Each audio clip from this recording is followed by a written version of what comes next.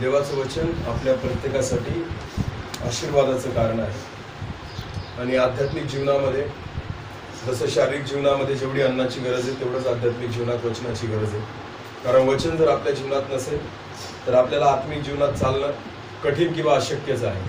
ज्या व्यक्तीच्या जीवनात विश्वास असेल, जो प्रार्थना करत असेल, जो आराधना करत असेल, पण जर वचन नसेल तर असा व्यक्ती कधीच आत्मिक रीतीने योग्य रीतीने चालू शकत नाही. कारण वचन हे आपल्याला दिशा दाखवतं. प्रियांनो, आध्यात्मिक प्रवास असा आहे की जो आपल्याला दिसत नाही की आपण कोणत्या मार्गाने चाललेलो आहोत. उदाहरण तुम्हाला देतो की जे विमान असतं, विमान हे ढगांच्या वर उडतं. याचा अर्थ विमानाला वरून जे पायलट असतात चालवणारे त्यांना खालचे रस्ते दिसत नाही किंवा खालचा भाग दिसत नाही की आपण कोणत्या प्रदेशावरून उडतो आहे किंवा खाली कोणतं गाव आहे, कोणतं शहर आहे, कोणती सिटी, कोणता देश आहे. तर ते ढगांच्या वर उडतात. विमानाची जी लेवल असते ती ढगांच्या वर असते. म्हणून पायलट जो आहे त्याला वरून काहीच दिसत नाही. पण तो पायलट जो आहे तो नेहमी कॉन्टॅक्ट मध्ये असतो की ज्या ठिकाणून त्याला नेहमी कॉन्टॅक्ट चाललेला असतो, ज्या एअरपोर्टला त्यांना उतरायचं आहे त्यांच्याशी ते बोलत असतात नेहमी. आणि दुसरी गोष्ट, त्यांना दिशा दिलेली असते, चार्ट दिलेला असतो की त्या त्या दिशेला त्यांना किती किती कुठं जाऊन कुठं वळायचं हे सर्व त्यांना त्या चार्ट मध्ये दिलेलं असतं. आणि तो चार्ट ते फॉलो करतात. म्हणजे त्यांना समोर काहीच दिसत नाही, फक्त ढगं असतात. समोर ना पाट्या लावलेल्या आहेत. जसं आपण बसनी चाललो किंवा गाडीने जर ड्राईव्ह करतो तर आपल्याला समजतं की हा इकडं आपल्याला टर्न घ्यायचा आहे, कारण तिथं बोर्ड लावलेले असतात. पण विमानाच्या पायलटला तसं काहीच नसतं, म्हणून समोर फक्त ढगं दिसतात त्याला. मग अशा वेळेस तो कोणावर डिपेंड असतो, तर जो चार्ट त्याला दिलेला आहे आणि जे त्याच्याशी बोलतायत, जे त्याला दिशा दाखवतायत, तर जे शिक्षण त्यांनी घेतलेलं असतं त्या शिक्षणाच्या आणि त्या बोलण्याच्या आणि त्यानंतर त्या चार्टच्या आधारे त्या ठिकाणी ते विमान चालवतात. विमानाचा स्पीड काही कमी नसतो. 900, 800, 1000 किलोमीटर पर आवरचा स्पीड त्यांचा असतो. एवढ्या स्पीडमध्ये सुद्धा आकाशातून अनेक विमानं इकडे तिकडे ये जा करतात. कोणतंच विमान कोणाला ठोकलं जाऊ नये, योग्य रीतीने त्यांचा प्रवास व्हावा आणि योग्य ठिकाणी जाऊन पोहोचावं, हे त्यांचं नियोजन अतिशय तंतोतंत असतं.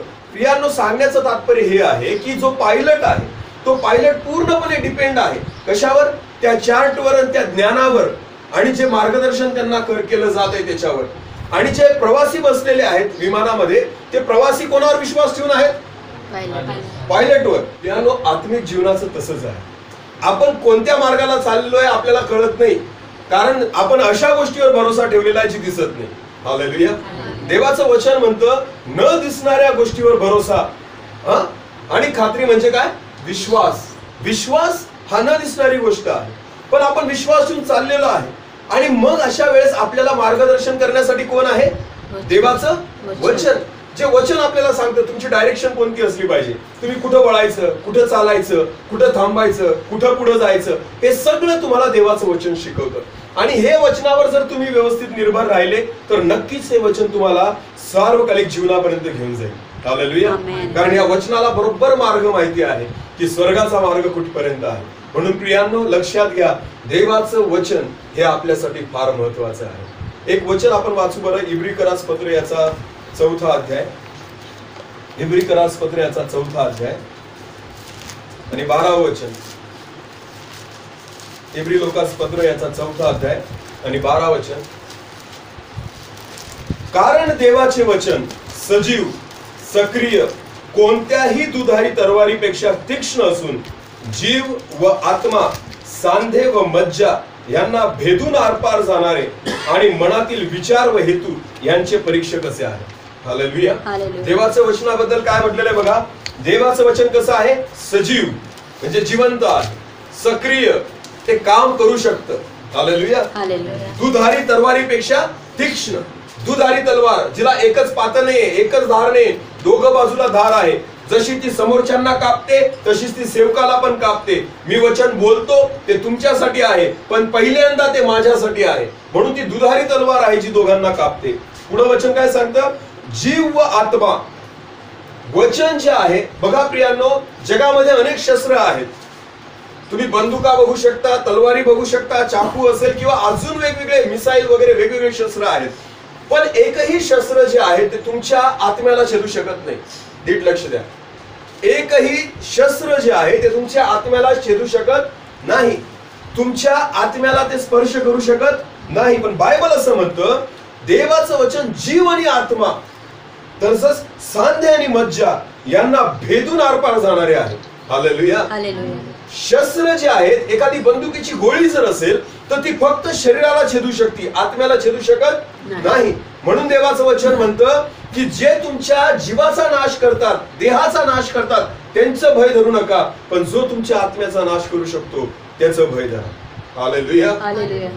बंदुकीची गोळी शरीर छेदू शकते, आत्म्याला छेदू शकत नाही, पण देवाचं वचन जे आहे ते तुमचं शरीर पण छेदतं आणि आत्म्याला पण छेदतं. हालेलुया. जे आत्म्याला भिडतं, आत्म्याला छेदून आरपार जाणार आहे देवाचं वचन म्हणतं. आणि सांधे मज्जा यांना भेदून आरपार जाणारे आणि मनातील विचार हेतू यांचे परीक्षक आहे. हालेलुया. वचन कसलं परीक्षक आहे? मनातले विचार आणि हेतू. लक्षात घ्या, बऱ्याचदा लोकांना वचन ऐकल्यावर टोचतं. ते म्हणतात की मलाच उद्देशून बोलले, हा देवाचा दास माझ्यासाठी बोलला, मुद्दामून बोलला, हेच बोलला. पण वचन आपल्याला टोचलं का? कारण देवाचं वचन म्हणतं, देवाचं वचन हे काय आहे? मनातील विचार आणि हेतू यांचं काय आहे? परीक्षक आहे. हालेलुया. वचन आत आल्यानंतर ना ते परीक्षा करायला लागतं. तुमचे विचार कसे आहेत, तुमचे हेतू काय आहेत, या सगळ्या गोष्टी वचन पारखायला लागतं. म्हणून वचन आपल्याला टोचतं, म्हणून आपल्याला त्रास व्हायला लागतो. वचन जे आहे ना ते आपल्याला आतमधून असं मधून हलवून सोडतं आणि म्हणून आपल्याला वाटतं की हा देवाचा दास मलाच उद्देशून, हो तुम्हालाच उद्देशून बोलत आहे, कारण तुम्हालाच गरज होती कदाचित त्या वचनाची. हालेलुया. चांगलं आहे, एखाद्या व्यक्तीला जर वचन टोचत असेल तर ती खूप चांगली गोष्ट आहे. का? कारण परमेश्वर तुमच्यासाठी बोलतोय ना. ज्याला गरज आहे त्याला औषध दिलं जाईल, ज्याला गरज नाही त्याला औषध कशाला देतील? आता कोरोना होऊन जे बरे झालेले त्यांना आता लसीकरण देत नाहीये का? कारण त्यांच्यामध्ये अँटीबॉडीज तयार झालेल्या आहेत. त्यांना म्हणतात तुम्ही लसीकरण घेऊ नका, कारण ऑलरेडी तुमच्यामध्ये अँटीबॉडीज आहेत. गरज कोणाला आहे? ज्यांना अजून कोरोना झालेला नाही, अशांना त्या ठिकाणी लसीकरणाची गरज आहे. बायबल तसंच म्हणतं. वचनाची गरज कोणाला आहे? किंवा कोणाला टोचतं वचन? की ज्याच्यामध्ये कमतरता आहे, उणीव आहे, आणि अशांना वचन गरजेचं आहे किंवा त्यांना ते टोचतं. म्हणून देवाचं वचन म्हणतं वचन जे आहे ते मनातील विचार आणि हेतू यांचं परीक्षक आहे. हालेलुया. हालेलुया. प्रियांनो, म्हणून आध्यात्मिक जीवनासाठी तुम्हाला आणि मला देवाचं वचन फार गरजेचं आहे. आजचा माझा वचनाचा विषय हा नाहीये. आता आपण वचनाला सुरुवात करू. डोळे झाकून प्रार्थना करू. धन्यवाद पिता, तुझी स्तुती करतो. या समयाबद्दल आभार आणि उपकार मानतो देवा. परत एकदा झुकतो तुझ्या पायाजवळ करू. माझ्या देवा, आज परत एकदा तुझ्या वचनाद्वारे आमच्याशी बोल. आम्हा प्रत्येकाच्या मनाचं परीक्षण कर, आमच्या हेतूंचं परीक्षण कर. तुझ्या आत्म्याद्वारे तुझं वचन येऊ दे प्रभू, जे आत्मा आणि सांधे आणि मज्जांना भेदून आरपार जाणार असू दे. परमेश्वर तुझा मी घटतो, तू वाढावा प्रभू. तुला महिमा मिळाली असंच तू होऊ दे. बस मूर्खाला तुझ्या हाती घे, तुझ्या ज्ञानाने भर. माझ्या जिभेओठेवरील सर्व दोष काढून टाक, तुझ्या पवित्र वेदीवरील इंगळ लाव, आणि प्रभू या जीवनाद्वारे केवळ तुझी महिमा होऊ दे. धन्यवाद. प्रार्थना ऐकलीस त्याबद्दल. प्रार्थना येशूच्या नावाने मागितली. हालेलुया. आपल्या सोबत आपले झूम मीटिंग वर पण आहेत आज पुण्याकडचे काही बांधव. त्या मुंबईच्या ताई आहेत ना, हा त्या ताई पण आहेत. देवाची स्तुती असो की त्यांना पण आत्मिक भूक आणि तहान आणि प्रभू ती भागवत आहे, नाही का? देव त्यांनाही आशीर्वाद कर. देव, आपण एक वचन काढू. तिमथ्याचं दुसरं पत्र, 2 तिमथी आपण काढू, 1 अध्याय. त्याच्या अगोदर एक वचन वाचून घेऊ आपण. सॉरी, इब्री लोकासपत्र आपण काढू. 11वा अध्याय. इब्री लोकासपत्र याचा 11वा अध्याय आणि 6वं वचन. आणि विश्वासा वाचून त्याला संतोष विणे अशक्य आहे. आणि विश्वासा वाचून त्याला संतोष विणे अशक्य आहे. कारण देवाजवळ जाणाऱ्याने असा विश्वास ठेवला पाहिजे की तो आहे आणि त्याच्या शोध जटून करणाऱ्यांना तो प्रतिफळ देणार आहे. देवाचं वचन असं म्हणतं, आणि विश्वासा वाचून त्याला संतोष विणे अशक्य आहे. हालेलुया. आपल्या प्रत्येकात आपण जे सर्वजण इथं बसलेलो आहोत ना, आपण कशासाठी बसलो आहोत? देवाला संतोषण्यासाठी. हालेलुया. आपण रविवारी चर्चला का येतो? कारण कोणाचं भय आहे आपल्याला? देवाचं. आपण प्रार्थना का करतो? कोणाचं भय आहे? देवाचं. आपण वचन वाचत असू तर आपल्याला देवाचं भय आहे. कोणत्या ना कोणत्या गोष्टी, आज जगातला प्रत्येक मनुष्य जो आहे तो वेगवेगळ्या माध्यमातून देवाला खुश करण्याचा प्रयत्न करतो. नुसतं ख्रिस्ती लोकांबद्दल बोलत नाही, विधर्मी लोकांबद्दल पण बोलतो. की विधर्मी लोक पण बिचारे त्यांच्या परीने प्रयत्न करतात की देवाला आम्ही कशा पद्धतीने संतोष होऊ शकू, खुश करू शकू. कोणी पायी चालत जातं ना, कोणी डोक्यावरचे केस कातरून देतं, कोणी त्या ठिकाणी उपास तापास करतं, कोणी दान धर्म करतं. प्रत्येक कोणी गरिबांना खाऊ घालतं, अनाथांना त्या ठिकाणी मदत करतं. लोक वेगवेगळ्या पद्धतीने देवाला खुश करण्यासाठी प्रयत्न करतात. शीख लोकांबद्दल, शीख बांधवांबद्दल जर तुम्ही बघितलं, त्यांच्या कोणत्याही गुरुद्वारेमध्ये जा, त्या ठिकाणी नेहमी लंगर चाललेले असतात. लंगर म्हणजे जेवण. त्या ठिकाणी सकाळ संध्याकाळचं जेवण मोफत असतं सर्वांसाठी. कोणीही जा, गरीब असेल, श्रीमंत असेल, ते सर्व लोकांसाठी त्यांनी जेवणाची सुविधा केलेली असते. कशासाठी, कोणासाठी? लक्षात घ्या, जे करोडपती लोक असतात त्या शीख लोकांमध्ये, ते सुद्धा जाऊन त्या लंगरमध्ये कोणी ताटल्या धुण्याचं काम करतं, कोणी जाऊन स्वयंपाक करतं, कोणी पोळ्या टाकतं. त्यांना असं वाटतं की हे जे आम्ही करत आहोत ना, याच्याने देव जो आहे तो देव खुश होईल. हालेलुया. आणि म्हणून ते त्या ठिकाणी मदत पण करतात, दान पण देतात, गरिबांना पण मदत करतात. प्रत्येक धर्मातले लोक आपल्या आपल्या परीने देवाला खुश करण्याचा प्रयत्न करतात. पण लक्षात घ्या, जिवंत देवाचं वचन असं म्हणतं की विश्वासा वाचून देवाला संतोषविणे अशक्य आहे. हालेलुया. म्हणजे सर्वात महत्वाची गोष्ट, देवाला जर खुश करायचं असेल तर कोणती आहे? विश्वास.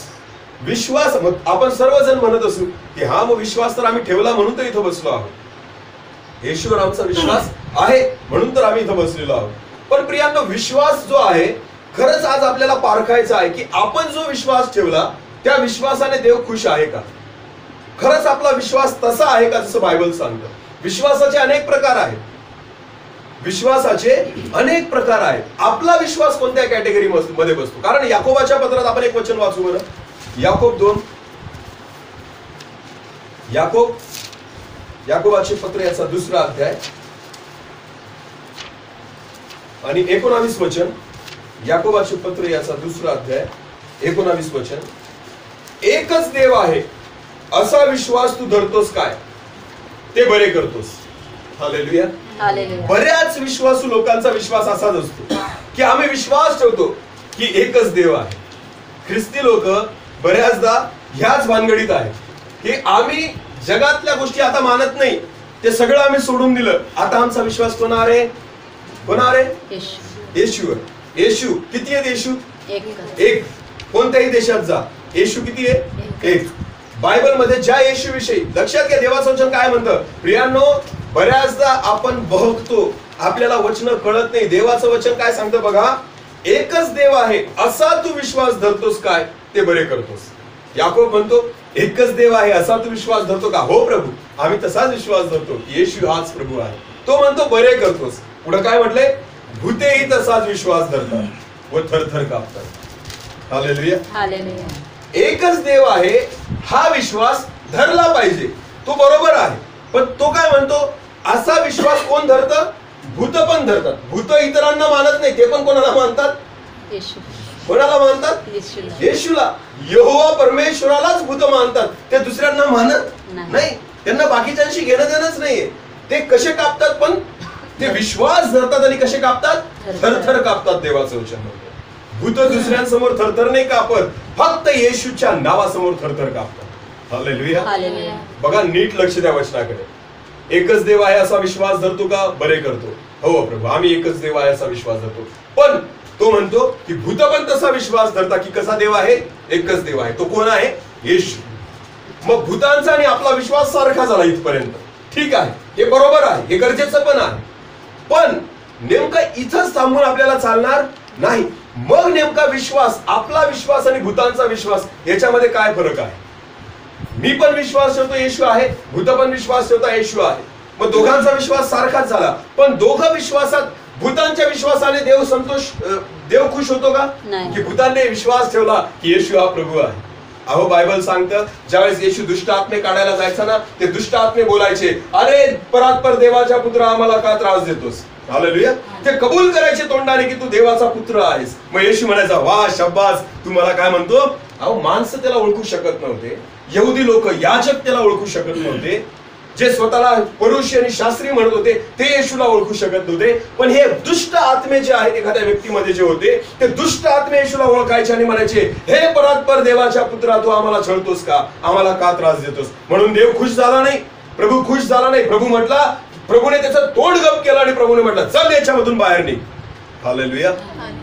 भूत विश्वास ठेवतात पण देवाला खुश करू शकत नाही, देवाला संतोषवू शकत नाही. मग आपण कशा पद्धतीने देवाला संतोषू शकतो? देवाचं वचन म्हणतं विश्वासा वाचून देवाला संतोषविणे अशक्य आहे. पण आपल्या विश्वासात कोणती गोष्ट असली पाहिजे? आज एक वचन वाचू, दुसरे तिमोथी आपण काढू, याचा पहिला अध्याय. दुसरे तिमोथी याचा पहिला अध्याय आणि 3 वचनापासून आपण वाचू. दुसरे तिमोथी याचा पहिला अध्याय आणि 3ऱ्या वचनापासून.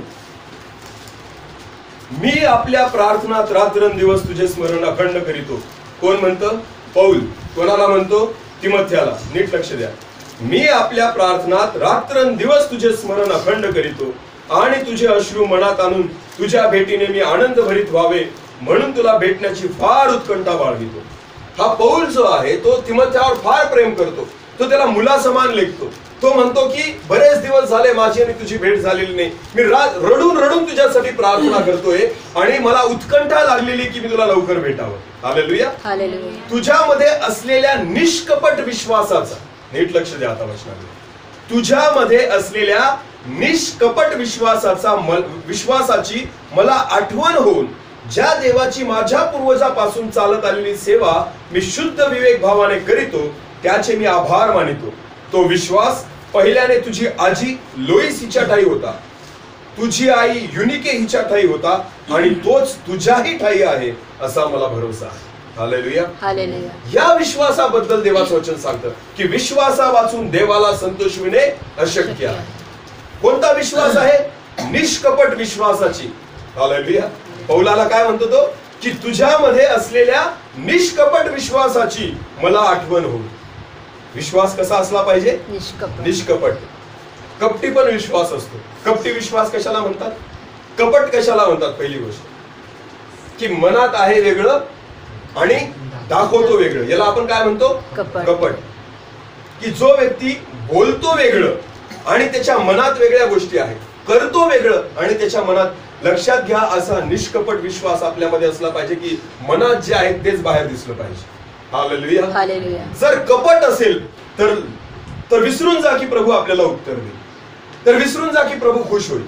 कपट जर आपल्या मनात असेल विश्वासामध्ये, त्या 10 कुष्ठरोग्यांमध्ये 9 कुष्ठरोगी जे होते ना त्यांनी कपटासहित विश्वास ठेवला होता. प्रभू येशूकडे आले, रडत होते त्यावेळेस की प्रभू आमच्यावर दया कर, हे दाविदाच्या पुत्र आमच्यावर दया कर. प्रभू येशू त्यांच्या जवळ गेला आणि प्रभू म्हणतो जा आणि याचकांना जाऊन दाखवा. हालेलुया. प्रभूने म्हटलं का त्यांना, हे चले तुम्ही महारोगी चला दूर व्हा, जवळ नका येऊ माझ्याजवळ, मला पण तुमचा आजार लावला. प्रभूने त्यांना येऊ दिलं. ते रडले. येताना असे नाही आले की प्रभू कर ना एकदाच बरं मला.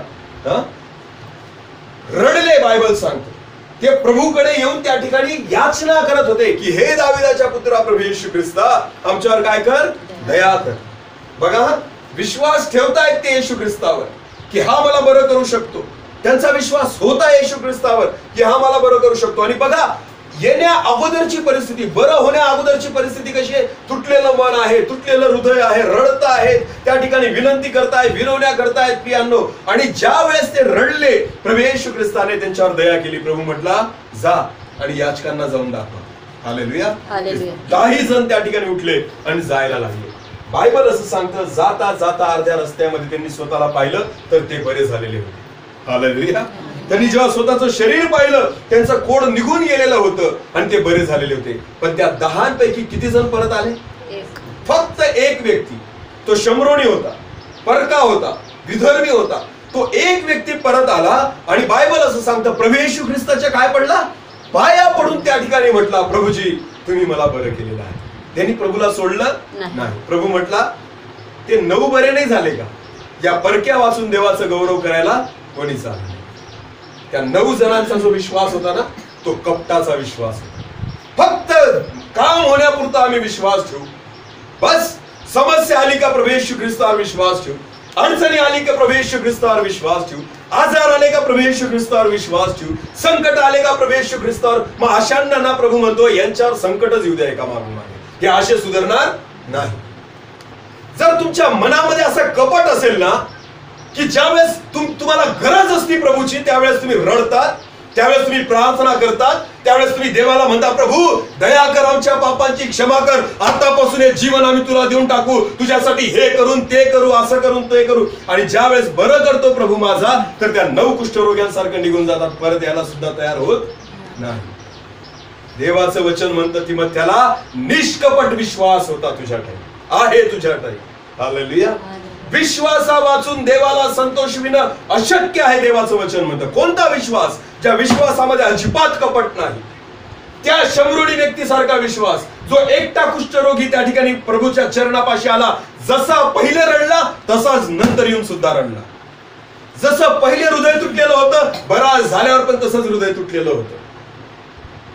ज्या वेळेस तुमचं आणि माझं वागणं संकटात असताना सारखं आणि बरं झाल्यानंतर पण सारखं असेल ना, तर समजायचं की आपला विश्वास कसा आहे? निष्कपट आहे. फक्त कामापुरता मामा, ते म्हणतात ना मराठीमध्ये. आज देवाला काय करून टाकले लोकांनी? बोला ना, कामापुरता मामा. बस कामापुरतं यायचं प्रभूकडं. प्रभू मला बरं कर, प्रभू दया करतो, प्रभू प्रेम करतो, विश्वासाने बरं होतं. अहो, प्रभूला तर हात लावायची मी गरज नाही ना. त्या रक्तस्रावी स्त्रीने कशाला स्पर्श केला? येशूच्या वस्त्राच्या गोंड्याला स्पर्श केला. तिला तर प्रार्थना करून घ्यायची गरज नाही पडली, ती बरी झाली विश्वासाने. पण याचा अर्थ उद्धार होत नाही, याचा अर्थ देव खुश होईल असं होत नाही, कारण ती स्वतःला लपवत होती. प्रभूने तिला उघड केलं. Hallelujah, hallelujah, hallelujah. निष्कपट विश्वास त्या एका कुष्ठरोग्यासारखा आपल्या जीवनामध्ये असू द्या. प्रिया, कामापुरतं प्रभूजवळ येऊ नका. नुसतं कामापुरतं म्हणू नका की प्रभू प्रभूजी प्रभूजी. प्रत्येक प्रभूजी प्रभूजी म्हणणाऱ्याचा प्रवेश देवाच्या राज्यात होणार नाही. प्रभू म्हणतो मी तुला ओळखत नाही. नुसतं कामापुरतं देव देव नका करू. लक्षात घ्या, जेही करतात ते कोणाला खुश करण्यासाठी करा? कोणाला? प्रभूला खुश करण्यासाठी करा. इथं जर समजा गौरव सर आहे, मी आहे, सुनील सर आहे, अजून कोणी देवाचे दास, दिलीप पास्टर असतील, देवाच्या दासांना बघायला आपण दाखवायला आपण चर्चला येतो का? नाही. कोणासाठी येतो? आणि येऊ पण नका देवाला, देवाच्या दासांना दाखवायला. कारण देवाचे दास खुश पण झाले तरी काही उपयोग नाही. खुश कोण व्हायला पाहिजे? कोण व्हायला पाहिजे? प्रभू. हा, हालेलुया. देवाचे दास खुश झाले तरी तुम्हाला काही देऊ शकत नाही. खुश झाल्याने काहीच फायदा तुमचा होणार नाही. खुश तो माझा परमेश्वर व्हायला पाहिजे. आणि तो कशा विश्वासाने खुश होतो? निष्कपट विश्वासाने. हालेलुया. विश्वासा वाचून देवाला संतोष होणे अशक्य आहे, देवाचं वचन म्हणतं. करा बरं खुश प्रभूला. त्रास होईल, दुःख होईल, क्लेश होतील, त्याच्याशिवाय तुम्ही प्रभूला खुश करू शकत नाही. Hallelujah, hallelujah. प्रियांनो, प्रभूला खुश करण्यासाठी ना आपल्याला त्रास आणि संकटातून जावं लागतं. म्हणून एका ठिकाणी तिमोथेला पण पौल म्हणतो की तू तर दुःख सोस ना, सुवार्तिकाचे काम कर. सांगण्याचं तात्पर्य काय आहे की ह्या ठिकाणी पौल जो आहे तो तिमोथेला म्हणतो दुःखे सोस. इथं दुःख कोणाला सोसायला नको. प्रभू आम्हाला आनंद दे, खुशी दे, आशीर्वाद दे, याच्यासाठी तर आपण गर्दी करतो. पण प्रियांनो लक्षात घ्या, देवाला खुश करण्यासाठी सर्व परिस्थितीत तुम्ही प्रभूशी विश्वासयोग्य असले पाहिजे. Hallelujah, hallelujah, hallelujah, hallelujah. सर्व परिस्थितीत देवाशी विश्वासयोग्य असणं हे फार गरजेचं आहे. म्हणून प्रियांनो, तो निष्कपट विश्वास, ज्या विश्वासा वाचून तुम्ही देवाला संतोषू शकत नाही. ही पहिली गोष्ट झाली विश्वासाची, की विश्वास कसा असला पाहिजे? निष्कपट, ज्याच्यामध्ये अजिबात कपट नाही. जे माझ्या मनात आहे तेच पुढे आहे. Hallelujah, hallelujah. असे बरेच सेवक आहेत जे समर्पित सेवा करतात, ज्यांच्या जीवनात त्यांनी वैयक्तिक एकाही चमत्काराचा अनुभव घेतलेला नाही. एकाही नाही. की ते मोठ्या आजारात होते ते बरे झाले नाही का, मोठ्या संकटात होते तिथून बरे झाले, तरी सुद्धा त्यांचं जीवन त्यांनी प्रभूला देऊन दिलं आणि ते प्रभूची समर्पित सेवा करतात. निष्कपट विश्वास म्हणतात. हालेलुया. कोणताच नाही, मनात त्यांनी कपट धरलं नाही. अहो, येशूच्या शिष्यांविषयी बघा, 12 शिष्य ज्यांची निवड केली, पेत्र, याकोब, योहान भरलेल्या माशाचं जाळं सोडून त्या ठिकाणी येशूच्या मागे आले. हालेलुया. काय पाहिजे होतं? अहो, त्यांनी तर सोडून दिलं जे होतं ते. ते काय आजारी होते, ते काय संकटात होते, काय त्या त्रासात होते, का गरिबीत होते, का दारिद्र्यात होते? अहो, भरलेल्या माशाचं जहाज जे प्रभू येशू ख्रिस्ताने दाखवल्याप्रमाणे त्यांना भेटलं, ते प्रभूसाठी सोडून दिलं आणि कोणाच्या मागे निघाले? येशूच्या. ज्या येशूकडे स्वतःचं घर सुद्धा नाही, ज्या येशूकडे कोणती प्रॉपर्टी. येशू म्हणतो, खोकडास बिळे आहेत, पक्ष्यास घरटी आहेत, पण मनुष्याच्या पुत्राला डोकं टेकावायला जागा नाही.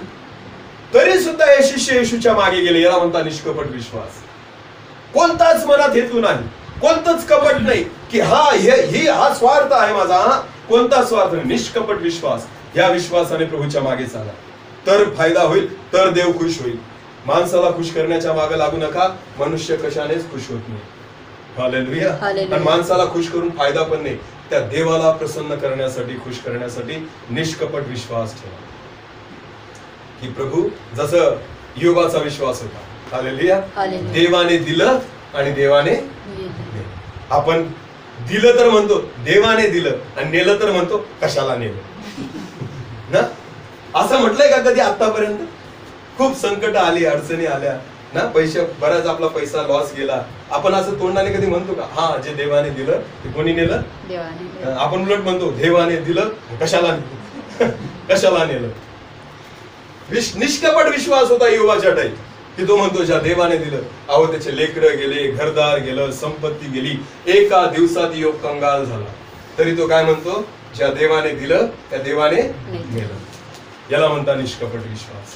काय तो आज स्वतःला पडताळा. विश्वास कोणासारखा आहे? भूतासारखा का जो देवाला आवडणारा आहे? विश्वास तर ठेवता. किती देव आहे असा विश्वास कोण ठेवतो? अजून भूत पण ठेवतात. आता कंपॅरिझन करायची आज कोणाशी? कोणाशी? भूतांशी कंपॅरिझन करा स्वतःची.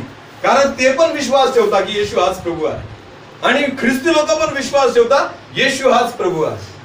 हा, मग दोघांमध्ये फरक काय? हे भूत तर 100% नरकात जाणार आहे. भूत जे आहेत किंवा जे दुरात्मे आहेत ते कुठे जाणार आहेत? 100%. त्यांना पश्चातापाची संधी नाही. पण तुमच्या विश्वासात मात्र तुम्हाला पश्चातापाची संधी आहे. हा फरक आहे भूतांमध्ये आणि आपल्यामध्ये. आज पण आपण सुधरू शकतो, पण सुधरा. देवाचं वचन म्हणतं विश्वासा वाचून देवाला संतोष होणे अशक्य आहे. तर माझ्या मनामध्ये कपट आहे का? माझा निष्कपट विश्वास आहे का? स्वतःला पारखा. आणि दुसरं वचन आपण वाचू आता. याकोबाचे पत्र 2रा अध्याय काढा.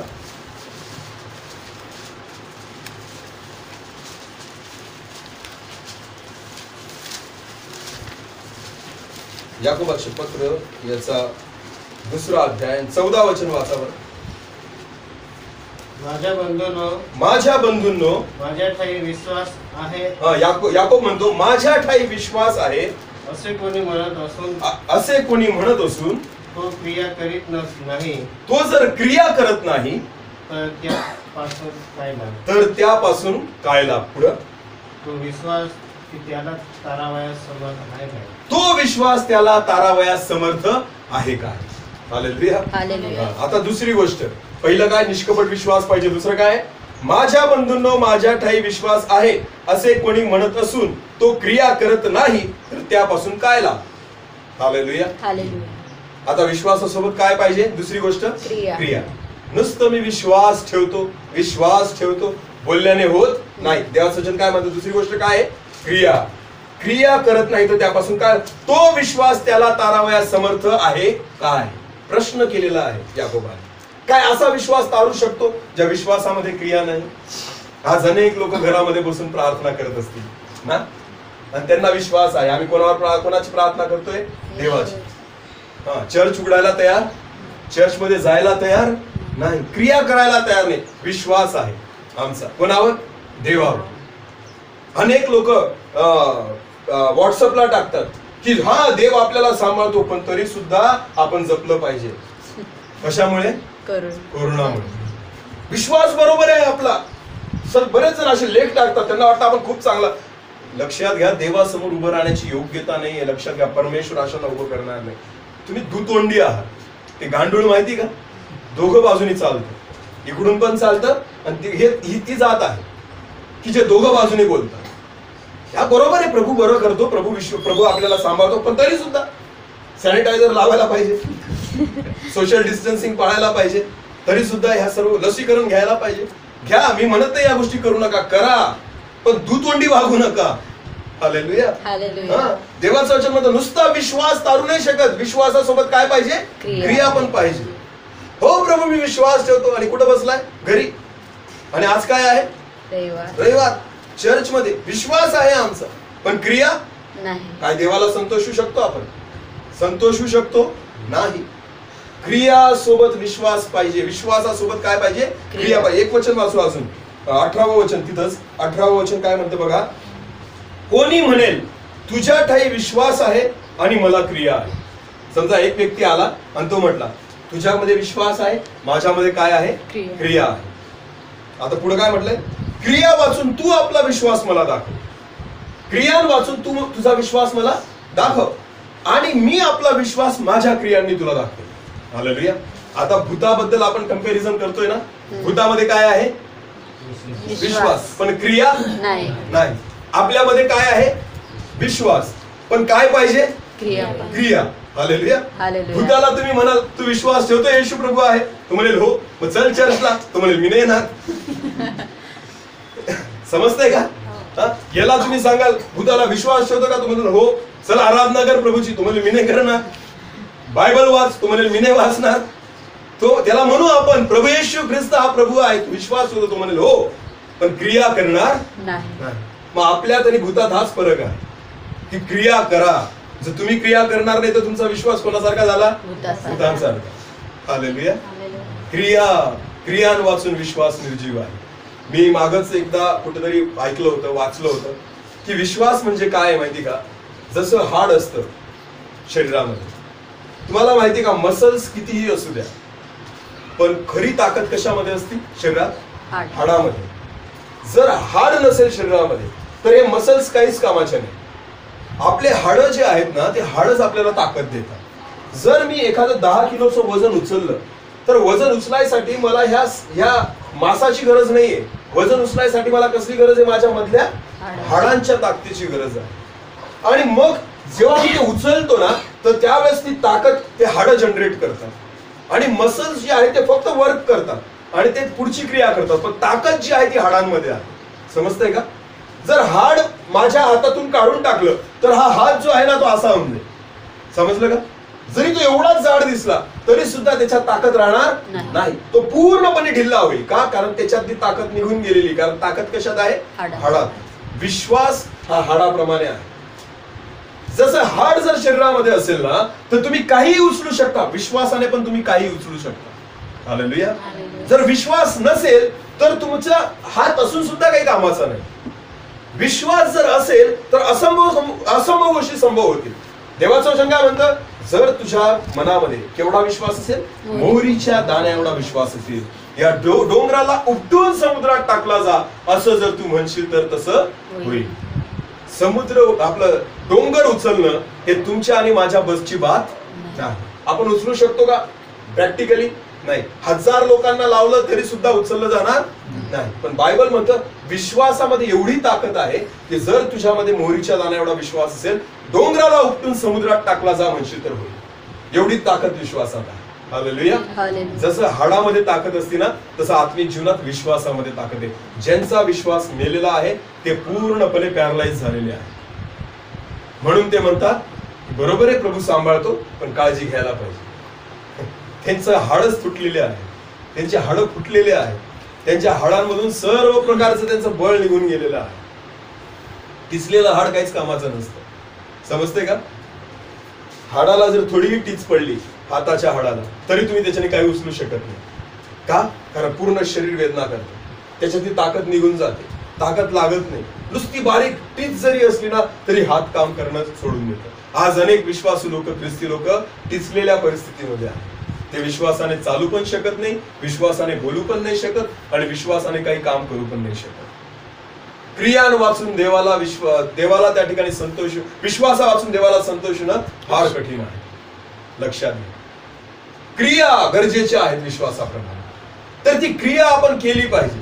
नुसतं बोलून विश्वास कामाचा नाही प्रियानो. बायबलमध्ये तुम्ही बघा की पेत्राने विश्वास ठेवला की प्रभू तू पाण्यावरून चालत असशील तर सांग, मी पण येतो. मग येतो म्हटल्यानंतर त्याला ढकलावं नाही लागलं बळजबरी ना, की बळजबरी ढकलून बा जा रे चल जा, असं नाही केलं. तो स्वतः पाण्यात उतरला, क्रिया केली त्यांनी. हालेलुया. बळजबरी तुम्हाला कोणी ढकलून दिलं तर पाण्यात बुडणं 100% फिक्स आहे. तुम्हाला कोणीच त्या ठिकाणी बळजबरी ढकलू शकत नाही. पेत्राने स्वतः ठरवलं, स्वतः मनामध्ये विश्वास ठेवला. विश्वास ठेवला की येशू आहे, पाण्यावरून चालतो, तर त्याने विश्वास काय ठेवला, मी पण चालू शकेल. मग दुसरी गोष्ट त्यांनी काय केली, क्रिया केली की त्याने होडीतून पाय लगेच समुद्रामध्ये टाकला. आणि बायबल असं सांगतं पेत्र पाण्यावरून चालायला लागला. विश्वासासोबत क्रिया करा. आणि ज्यावेळेस क्रिया आपण विश्वासासोबत करतो ना, त्यावेळेस देव खुश होतो. पहिली गोष्ट निष्कपट विश्वास, आणि दुसरी गोष्ट आहे की विश्वासासोबत काय असलं पाहिजे, क्रिया असलं पाहिजे. तर त्या क्रिया आपल्या जीवनामध्ये दिसू द्या. आपल्या नुसतं बोलणं विश्वासाचं कामाचं नाही, कारण देवाचं वचन म्हणतं असा विश्वास तुम्हाला तारू शकत नाही. त्याच्या विश्वासामध्ये क्रिया आहेत ना, तो विश्वास तुम्हाला तारू शकतो. हालेलुया. तर ह्या दोन गोष्टी आपल्या जीवनामध्ये ठेवा, एक निष्कपट विश्वास आणि विश्वासासोबत क्रिया. तर देवाचं वचन म्हणतं इब्री लोकासपत्रामध्ये की ज्या देवाला विश्वासा वाचून संतोषणे अशक्य आहे. जर असा विश्वास आपल्या जीवनामध्ये जर आला, तिमथ्यासारखा निष्कपट विश्वास आणि पेत्रासारखा ज्याच्यामध्ये क्रिया पण होती, तर लक्षात घ्या परमेश्वर खुश होईल. हालेलुया. देवाला तुम्ही संतोषू शकाल, परमेश्वर त्याच्याद्वारे आनंदित होईल, कारण ह्याच विश्वासाची देवाला गरज आहे. मला बरं व्हायचं आहे तर मला विश्वासाने पाऊल टाकावं लागेल की हा प्रभू काही फरक पडणार नाही, मला काहीच होणार नाही, माझा विश्वास आहे, देव मला बरं करेल. हालेलुया. खोकला यायला लागला, सर्दी यायला लागली, थाप लागायला लागली, आपण म्हणू मला कोरोना झाला ना, बरोबर आहे, कारण त्याचे सिम्पटम्स आहेत, ते ताप यायला लागला वगैरे. पण जर विश्वास ठेवाल ना की प्रभू तू माझ्यासाठी त्या वधस्तंभावर खिळे सहन केलेले, 39 फटके खाल्लेले, तुला बसलेल्या फटक्याने मला आरोग्य आहे, तर प्रभू मला आरोग्य देईल. हालेलुया. पण क्रिया करावी लागेल. क्रिया काय करावी लागेल? सहन करावं लागेल, सहन करावं लागेल. हा प्रभू माझा विश्वास आहे. आपला प्रभू जर विश्वास जर तुम्ही देवावर ठेवला ना, परमेश्वर कधीच लज्जित खचित होऊ देत नाही, परमेश्वर कधीच सोडत नाही. म्हणून विश्वासासोबत क्रिया ठेवा, नुसतं बोलू नका. या दोघं गोष्टी आपल्याला तारतील, या दोघं गोष्टी आपला उद्धार करतील. निष्कपट विश्वास आणि विश्वासासोबत क्रिया. क्रियांना शुद्ध मन ठेवा प्रभूसाठी. प्रभूने खूप काही केलंय आपल्यासाठी, रक्त सांडलंय. त्या वधस्तंभाला नेहमी डोळ्यासमोर ठेवा, ज्या वधस्तंभावर प्रभू येशू ख्रिस्त खिळला गेला, ज्याने त्या ठिकाणी 6 तास तो वधस्तंभ सहन केला. तो लटकलेल्या अवस्थेमध्ये होता, त्याच्या शरीरातला एक एक रक्ताचा थेंब वाहत होता. मी मागं पण तुम्हाला सांगितलं होतं की जेव्हा रक्तदान आपण करतो आणि ती सुई इथं घातली जाते हातामध्ये, तर एका क्षणात रक्त असं सळसळ सळसळ बाहेर येतं आणि आपल्याला शरीरात जाणवायला लागतं की माझ्यातली शक्ती बाहेर निघते. असं मी एकदा केलंय म्हणून मी सांगतो. खूप वेळ नाही लागत ती पिशवी भरायला, कारण आपल्या वेन्स ज्या असतात त्याच्यामध्ये खूप फास्ट रक्तप्रवाह असतो आणि त्या रक्तवाहिनीमध्ये ती जाड सुई असते, ती टोचतात. ते टोचल्याबरोबर ती आपल्या समोर ती पिशवी भरायला लागते, लगेच लाल होऊन जाते ती पिशवी आणि इतके सरसर सरसर ते रक्त बाहेर येते आणि आपल्याला स्वतःला फील होतं ते की माझ्या शरीरातून काहीतरी निघत आहे, चाललेलं आहे. माझ्या प्रभू येशू ख्रिस्ताने असं रक्त सांडलं आपल्यासाठी. त्याच्या शरीरातलं रक्त जेव्हा निघत असेल ना, येशू फील करत होता की माझ्या शरीरातली शक्ती चाललेली आहे, माझा जीव जात आहे, माझं जीवन जात. फील करा ते मरण येशूचं, जे त्याने तुमच्या आणि माझ्यासाठी केलेलं आहे. हे पागल नव्हते, हे 12 प्रेषित. हा पौल काही वेडा नव्हता, हे फील करायचे त्या प्रभू येशू ख्रिस्ताचं वधस्तंभावरचं मरण. म्हणून सहज त्यांनी जीवन देऊन टाकलं प्रभू येशू ख्रिस्ताला. म्हणून त्यांच्या मनामध्ये कपट नव्हता प्रभूच्या बाबतीत. आपण गाणं म्हणतो, कुछ मिले या ना मिले प्रभू की स्तुती हो. हे फक्त बोलण्यापुरतं आहे, वागण्यासाठी नाहीये. काही भेटलं नाही प्रभूकडे तर आपण कुरकुर करायला लागतो, आपण दोष द्यायला लागतो, आपले मार्ग बदलून जातात. काही उत्तर भेटत नाही, चला आता दुसरं ट्राय करू. काही खरं नाही, काही बरं वाटत नाही, चला आता दुसरं औषध घेऊ. आपला विश्वास स्थिर राहत नाही, कारण आपला निष्कपट विश्वास नाही. आपल्या चहू बाजूने आपला विश्वास फिरतो. चौरे काकांची आठवण करतो मी. त्या पुणे भागात चौरे काकांची साक्ष होती की त्यांना हाय डायबिटीज होता, पण ज्यावेळेस नवीन विश्वासामध्ये आले त्यांनी आम्हाला दाखवले होते, मुठभर गोळ्या खायचे ते, त्यानंतर ते काही आयुर्वेदिक औषधं त्या ठिकाणी खायचे, कारण डायबिटीज हाय होता. पण ज्यावेळेस त्यांनी प्रभू येशू ख्रिस्तावर विश्वास ठेवला, असा विश्वास ठेवला की दुसऱ्या दिवसापासून त्यांनी गोळ्या सोडून दिल्या. आज तो माणूस लग्नात जर आला तर सगळ्यात जास्त बुंदी आणि गोड जे काही असेल ते जास्त खातो, अजिबात पथ्य पाणी नाही, तरी देवाने सांभाळलं. विश्वास ठेवायचा तर क्रिया कराव्या लागतील. माझ्या आयुष्यामध्ये सुद्धा मला बीपीचा एकदा त्रास झाला. मी डॉक्टरकडे गेलो, चोरे डॉक्टरांकडे. त्यांनी मला गोळी लिहून दिली, रोज घ्या म्हणे आता ही गोळी. मी घेतली, विकत घेतली ती गोळी, घरी घेऊन आलो. पण मनात विचार केला, प्रभू या गोळीच्या आधारे मला जीवन जगायचं नाही. मी गोळी फेकून दिली, मी ती गोळी परत घेतली नाही आणि त्या विश्वासाने मी चालत राहिलो. आजपर्यंत तुमच्या समोर जिवंत उभा आहे. गौरव सरांची साक्ष आहे, त्यांची पण शुगर वाढली होती. त्यांना पण डॉक्टरांनी सांगितलं तुम्हाला रेग्युलर गोळ्या घ्याव्या लागतील. तर तुमची डायबिटीस कव्हर राहील. त्यांनी पण प्रभूला म्हटलं, सगळ्यात गोड खाणं त्यांना आवडतं, गुळाच्या भेल्या खाऊन जातात ते घरी. आणि त्यांना जर डायबिटीस झाला तर तोंडाला चिकटपट्टी. तर गौरव सरांनी प्रभूला सांगितलं की नाही प्रभू, मी या गोष्टी करू शकत नाही. त्यांनी त्या दिवसापासून टाकून दिलं आणि प्रभूवर विश्वास ठेवला. आज ते बिंदास गोड खातात, सगळ्या गोष्टी आहेत आणि त्या ठिकाणी डायबिटीसचा काहीच विषय नाही. विश्वासासोबत काय पाहिजे? क्रिया पाहिजे. बोलून विश्वास प्रगट होत नाही, कृतीद्वारे प्रगट होतो. Hallelujah, hallelujah. म्हणून बिना वॅक्सिनेशनचे पण आपण जिवंत आहोत, कारण हा आपला विश्वास आहे. ही आपली कृती दर्शविते की आपला विश्वास काय आहे. हालेलुया. कृती जर असेल ना विश्वासाप्रमाणे, त्या कृतीला देव कधीच लज्जित. पेत्राला पाण्यावरून चालवलं प्रभूने, कारण त्यांनी कृती केली. देवाला हेच तर आवडतं, कारण विश्वासाने तुम्ही देवाला काय करू शकता? खुश करू शकता. प्रभू खुश झाला की अरे हे 12 तर बसलेले होडीमध्ये, पेत्रा खरंच मानावा लागेल, कारण तू नुसता विश्वास नाही ठेवला तर काय केली? कृती पण केली, क्रिया पण केली. प्रभू खुश झाला. म्हणून शेवटी सुद्धा पेत्रालाच प्रभू म्हणतो ना, काय म्हणतो की पेत्रा, सैतानाने तुमच्या सर्वांची परीक्षा करावी, तुम्हाला गव्हासारखे चाळावे असं माझ्याकडे मागणी केलेली आहे. पण मी तुझ्यासाठी काय म्हणतो, तो विनंती केलेली आहे. जेव्हा तू स्थिर होशील तेव्हा या बाकीच्यांना काय कर. कारण प्रभूला भरोसा होता पेत्रावर की त्याचा विश्वासच नाही, त्याच्यामध्ये क्रिया पण आहे. म्हणून पेत्राला प्रभू म्हणतो, पेत्रा तू माझ्यावर प्रेम करतोस काय? 3 वेळेस प्रभू येशू ख्रिस्ताने शेवटी प्रभू येशू ख्रिस्ताने पेत्राला विचारलं, माझी मेंढरं चार, माझी मेंढरं पाळ. पेत्राला प्रभू सांगून गेला, कारण विश्वास होता पेत्रावर प्रभूचा. कारण नुसता विश्वास नाही, क्रिया पण होत्या पेत्राच्या ठाई. जेव्हा या दोघं गोष्टींचा बॅलन्स असेल तर देवाला खुश करू शकता. आणि ज्याच्याविषयी देव संतुष्ट असतो ना, प्रभू त्याला कधीच सोडत नाही. हालेलुया. योबाला मागावं नाही लागलं की माझं सगळं गेलं. परमेश्वराने पाहिलेलं होतं, दुपटीने परत केलं.